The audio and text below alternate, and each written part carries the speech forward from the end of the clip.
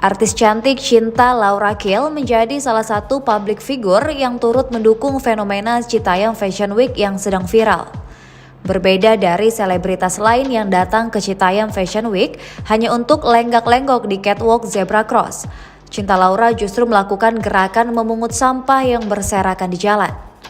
Perempuan 28 tahun itu memungut sampah yang berserakan di sekitar Taman Duku Atas, Jakarta bersama relawan lainnya pada Minggu 24 Juli 2022. Cinta mengungkapkan ia sangat mensupport Citayam Fashion Week namun tetap harus menjaga lingkungan.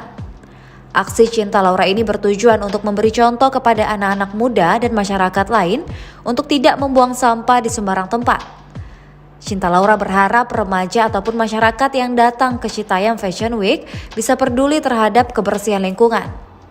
Sampah memang merupakan salah satu permasalahan tersendiri dalam fenomena CFW ini. Tak sampai 10 menit, kantong yang digunakan Cinta Laura untuk memungut sampah langsung terisi penuh. Cinta tampak mengenakan kaos biru dalam aksi pungut sampah tersebut.